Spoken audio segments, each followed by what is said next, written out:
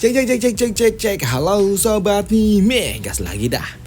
Shenlang, dan seperti biasa yang mau ngasih gua kopi bisa banget lah baca di deskripsi. Dan yang lainnya juga tolong dibantu like dan juga komen aja supaya bisa upload lancar terus. Oke, kita gaskan lagi dah Shenlangnya. Langsung aja gaskan. Mereview sedikit dari part sebelumnya. Saat ini rencana licik yang diberikan oleh Shenlang berhasil menaklukkan 10.000 pasukan kerajaan Hu dan perintah dari Mulan dan juga kerjasama serta trik yang dilakukan oleh Jin Xing membuat mereka menang besar. Dan beberapa menit sebelumnya di pihak dari Kekaisaran Wu saat ini mereka sedang party-party karena mereka yakin kalau mereka akan menang karena saat ini sesuai berjalan dengan rencana dari mereka. Tapi tiba-tiba aja boom, mereka pun mendengar suara letupan yang sangat amat besar hingga membuat jenderal tua ini dia pun bingung dengan suara apa itu. Dan ketika dia melihat ke depan dan memeriksanya ternyata itu adalah letupan yang sangat amat besar dari dalam benteng yang tentunya membuatnya pun kaget. Sebenarnya apa itu? Dan di sini dia pun langsung meminta kepada bawahannya untuk segera menyiapkan pasukannya. Dan ketika dia melihat ini semua membuat orang tua ini dia pun menyadari kalau ada yang gak beres karena ini semua terjadi dalam benteng. Dan dia pun berpikir apakah ini aku telah dijebak. Ucap dari orang tua ini yang menyadari kalau sepertinya dia telah dijebak oleh Jin Xing. Dan untuk wanita ini ketika dia melihat kalau sepertinya Jin Xing telah mengkhianati mereka membuat wanita ini dia langsung pingsan. Waduh. Sedangkan di sisi lainnya saat ini untuk Shenlang di waktu yang berbeda. Saat ini dia di dalam perjalanan mengejar Sunan ke wilayah barat. Tapi saat ini Shenlang yang telah mengejar Sunan selama 2 hari membuatnya pun sadar betul kalau sepertinya ini adalah pengejaran yang sia-sia. Karena sudah 48 jam mereka mengejar Sunan tapi saat ini nggak terlihat juga. Yang membuat mereka juga sadar kalau sepertinya ini adalah hal yang gak berguna. Hingga membuat Shenlang dia pun berpikir apakah dia telah gagal. Ini semua gagal karena aku terlalu sombong, pikir dari Shenlang. Dan itu membuatnya pun kesal karena dia membiarkan Sunan membangun kembali kekuatannya di masa depan. Namun di sini Shenlang dia juga kembali berpikir dan dia teringat kalau masih ada satu kesempatan yang mungkin saja dapat dia lakukan.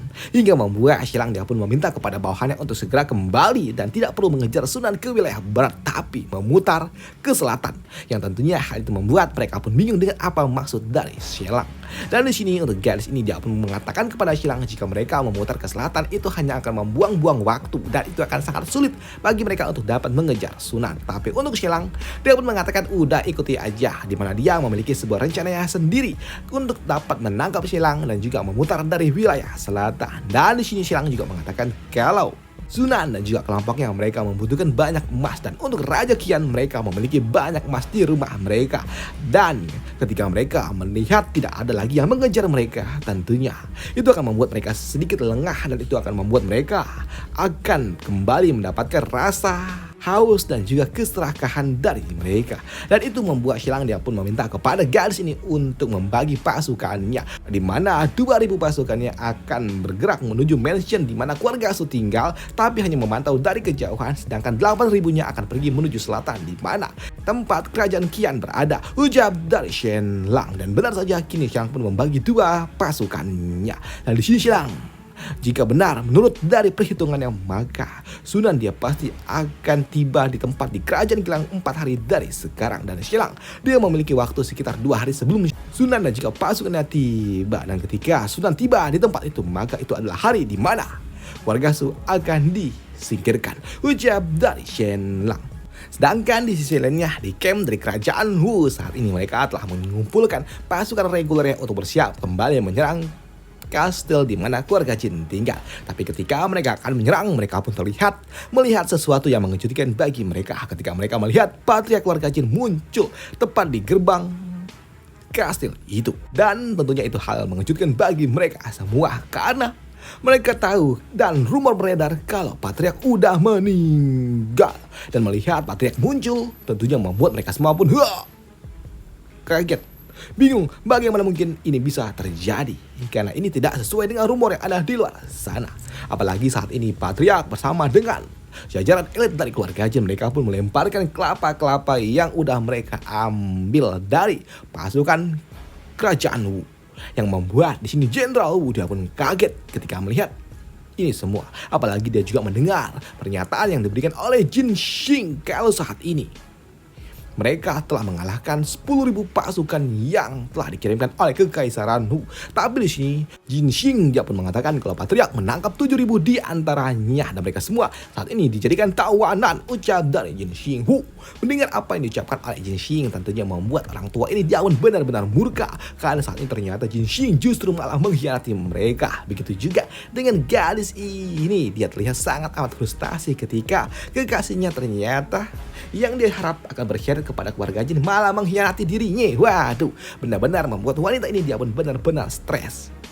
Dan untuk orang tua ini, Jenderal ini dia pun kesal ketika dia mendapatkan Patriark keluarga Jin ternyata masih hidup, yang membuatnya pun mengatakan kalau sepertinya reputasi keluarga Jin dan juga Jin Zhao yang di luar sana sangat amat elegan menjunjung tinggi kejujuran ternyata tidak benar. Tapi untuk Patriark dia pun membantahnya, dimana dia mengatakan kalau dia tidak pernah mengumumkan kalau dia udah nggak ada.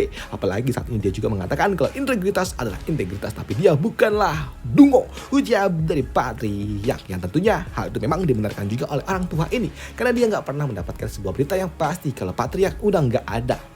Tapi di sini orang tua ini dia juga menyadari kalau saat ini mereka masih memiliki sekitar 17.000 pasukan, yang artinya mereka masih bisa untuk dapat menyerang keluarga Jin. Tapi dia juga menyadari kalau 5.000 di antara mereka adalah para bajak laut, yang artinya mereka cuma memiliki 7.000 pasukan reguler. Namun setelah kehilangan 10.000 tadi malam membuat orang tua ini dia pun berpikir jika dia menyerang dengan 7.000 pasukan reguler dengan 5.000 pasukan bajak laut, dia takut kalau itu nggak cukup, hingga membuatnya pun berpikir kalau sepertinya mereka hanya harus perlu menunggu bala bantuan yang akan dikirimkan kembali oleh Kekaisaran Wu. Ujar dari orang tua ini. Namun di sini orang tua itu pun ternotis ketika Patriark pun mengatakan kalau mereka bersiap untuk melakukan sebuah negosiasi di mana Patriark bersedia menyerahkan 7.000 pasukan selama mereka membayar dengan satu permintaan yang akan diberikan oleh keluarga Jin, yang membuat orang tua ini dia pun berpikir apa? 7.000, yang tentunya membuat orang tua ini dia pun benar-benar senang dan mau tentunya, tapi dia juga ingin tahu apa harga yang harus mereka bayar, dan ternyata harga itu cukup satu, di mana Patriark dia pun meminta bersedia menyerahkan 7.000, tapi dia meminta satu permintaan, yaitu satu orang, yang tentunya hal yang menotis bagi si bajak laut ini. Dia pun tahu kalau sepertinya Patriark menginginkan dirinya, yang tentunya membuat si bajak laut ini dia pun langsung keringat dingin. Dan ternyata itu benar karena saat ini Patriark dia pun mendeklarasikan kalau dia bersedia menyerahkan 7.000 tawanan itu selama dia mau menangkap ataupun menyingkirkan Qiu Hao. Ucap dari Patriark yang tentunya membuat Qiu Hao dia pun langsung panik nggak tuh, dan dia pun meminta kepada pasukannya untuk langsung bersiap-siap dan juga tarik mundur. Namun melihat Qiu Hao yang akan tarik mundur, membuat Jenderal ini dia pun meminta kepada Qiu Hao untuk tahan diri, nggak perlu terburu-buru. Apalagi saat ini Kekaisaran Wu juga tidak memiliki sebuah niat untuk menyerahkan Qiu Hao kepada Patriark keluarga Jin. Ucap dari Jenderal itu. Tapi tentunya hal itu pun tidak mungkin dapat diterima begitu aja oleh Qiu Hao, karena saat ini keuntungan ada di pihak dari Kekaisaran Wu. Jika saja mereka menyingkirkan dirinya, itu akan membuat Kekaisaran Wu mendapatkan 7.000 pasukannya, yang membuat Qiu Hao dia pun tidak percaya begitu saja.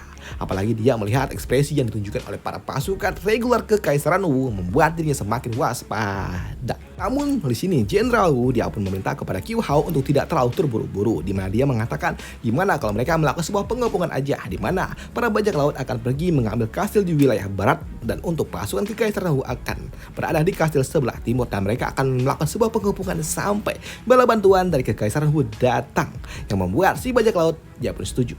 Tapi di sini tiba-tiba aja ada sesuatu yang memberikan sebuah provokasi, di mana saat ini jika para bajak laut semua ada di kota Nuncao, maka itu akan membuat kota Tianfeng akan kosong, yang akan membuat Kekaisaran Wu dengan mudah menaklukkan kota Tianfeng. Dan ketika mereka berhasil menguasai kota Tianfeng, maka akan membuat mereka berhasil menyingkirkan para bajak laut itu. Ujar dari orang tua ini yang memberikan sebuah provokasi yang membuat Qiu Hao dia pun teringat dan juga membenarkan apa yang diucapkan oleh orang tua itu, karena saat ini dirinya dan juga seluruh pasukannya ada di kota ini, yang artinya pulau dan kota yang tempat mereka tinggal saat ini sedang kosong dan mudah untuk dapat ditaklukkan oleh Kekaisaran Wu, yang membuat bajak laut ini mereka semua langsung tarik mundur karena mereka nggak mau kalau tanah mereka diambil oleh Kekaisaran Wu, dan mereka semua tarik mundur, yang tentunya membuat Jenderal Wu ini dia pun bingung lah. Tidak, kami tidak memiliki niat seperti itu. Tapi di sini untuk Qiu Hao nggak peduli dengan itu semua, di mana dia mengatakan kalau dia memang menginginkan gelar bangsawan, tapi dia nggak sampai mau dia kehilangan tanahnya. Ujar dari Qiu Hao yang memutuskan untuk tarik mundur, yang tentunya membuat si Jenderal Wu ini dia pun benar-benar kesal karena rencananya jadi kacau balau seperti ini. Ujar dari orang tua ini, dimana dia juga mengatakan di dalam hati kalau dia nggak perlu kota itu, dia nggak perlu kota Tianfeng, karena yang dia butuhkan hanyalah kota Nuzhou. Nah, kota Tianfeng nggak nggak butuh apa-apa, nggak bisa menghasilkan apa-apa. Waduh. Dan benar saja para bandit ini, para bajak laut ini, mereka semua pun tarik mundur. Mereka pun kembali ke tempat di mana mereka tinggal, yang membuat Jenderal tua ini tentunya dia sakit kepala. Dan dia bingung dengan apa yang harus dia lakukan saat ini. Dia hanya tersisa 7.000 orang doang. Padahal sebelumnya dia memiliki pasukan yang sangat amat banyak.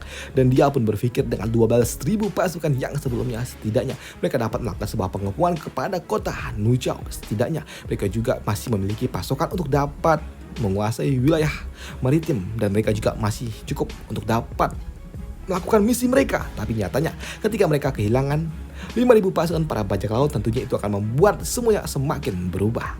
Tapi di sini dia juga tahu dengan pengepungan yang mereka lakukan, tentunya mereka juga membutuhkan persediaan makanan yang sangat amat banyak hingga bala bantuan datang. Tapi tentunya persediaan yang mereka bawa nggak akan selama itu untuk dapat menahan kota ini.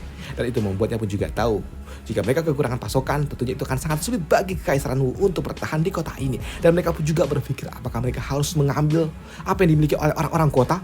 Pikir dari orang tua ini. Tapi mereka juga sadar betul kalau mereka ini bukanlah para bandit. Mereka adalah orang-orang yang terhormat. Tapi mereka tidak mungkin melakukan hal gila seperti itu, yang membuat Jenderal tua ini dia pun bingung dengan apa yang harus dia lakukan, hingga pada akhirnya digeblak dah, pingsan. Waduh, Jenderal tua ini dia pun pingsan saking dia bingung dengan apa yang harus dia lakukan. Dan 1 jam kemudian Jenderal ini pada akhirnya dia pun bangun dari pingsannya. Dan ketika dia bangun dari pingsannya, dia pun melihat beberapa kapten ada di sebelahnya. Dan dia juga bertanya apa yang telah terjadi selama dia pingsan. Dan di sini kapten ini dia pun melaporkan kalau saat ini keluarga Jin telah menyerahkan 7.000 tawanan itu, yang tentunya membuat Jenderal ini, benarkah mereka mengembalikannya? Dan di sini dia pun cukup senang, tapi dia juga bingung kenapa ekspresi yang diberikan oleh orang-orang ini terlihat agak sedikit lebih berat, hingga membuatnya pun bertanya kenapa, ada apa. Dan untuk bawahan mereka pun mengatakan kalau saat ini 7.000 itu memang telah diberikan oleh keluarga Jin. Hanya saja 7.000 orang itu mereka semua dalam kondisi yang gak baik-baik saja. Mereka semua luka dan mereka juga butuh penanganan, dan mereka juga membutuhkan perawatan. Dan jika tidak dirawat maka mereka semua dapat meninggoy, yang tentunya membuat Jenderal ini dia pun semakin tahu kalau ini adalah beban yang semakin berat yang diberikan oleh keluarga Jin kepada mereka, hingga membuatnya pun tambah stres lagi. Apalagi saat ini dia pun mendapatkan sebuah kabar dari bawahannya kalau saat ini persediaan makanan yang mereka miliki telah terbakar, dan mereka juga kehilangan lebih dari 70% persediaan yang telah mereka bawa, yang tentunya hal itu membuat Jenderal ini dia pun makin kaget ketika dia mendapatkan kabar edan seperti itu.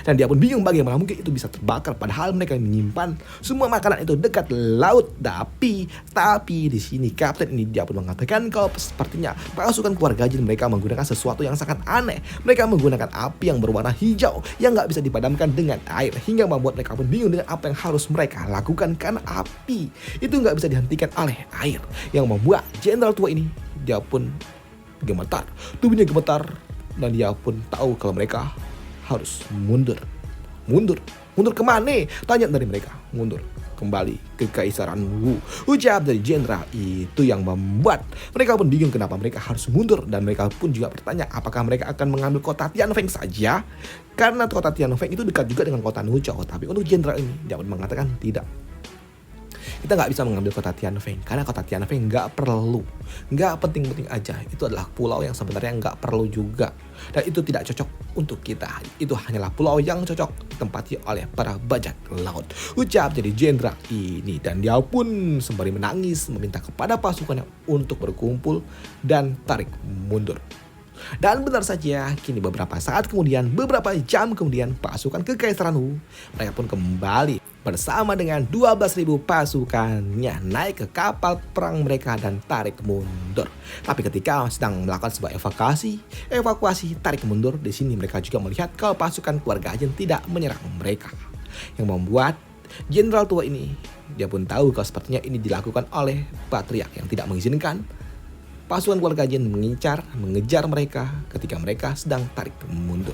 Tapi di sini orang tua ini walaupun dia mengagumi keluarga Jin, tapi dia juga tahu kalau dia sudah kalah telak dari keluarga Jin. Padahal setengah bulan lalu dia memimpin pasukan sebanyak 30.000 pasukan menyerang ke selatan. Tapi nyatanya kini dia telah gagal. Dia bahkan tarik mundur dan hanya menyisakan kurang dari setengah pasukannya, yang membuat jenderal tua ini dia pun sampai terkulai lemas ketika dia kalah telak, dan dia pun langsung berlutut dan dia pun memohon ampun dari kaisar ketika dia telah dikalahkan, sebelum pada akhirnya pingsan. Waduh, ini jenderal pingsan lagi. Waduh, dan selesai cerita kita di sini dulu, dan sampai jumpa di lanjutannya untuk channel. Dan seperti biasa gue ingatkan juga kalau channel ini Jagan RT1 udah upload lagi, dan ini adalah channel pertama gua yang membahas tentang cerita-cerita. Jadi bagi yang suka tolong dibantu like dan juga tontonlah film itu, dan jika kalian suka bantu subscribe juga boleh. Dan jika kalian tidak suka tentang berita geopolitik bisa di skip aja, nggak usah mampir ke sana, karena gua menargetkan itu khusus untuk mereka yang suka tentang geopolitik. Tapi di sana nggak bisa bahas tentang cerita-cerita lagi karena nggak bisa, karena Dolkun. Jadi di sana fokus tentang geopolitik dan juga berita. Udah itu aja untuk part kali ini. Sampai jumpa. Bye. Thank you.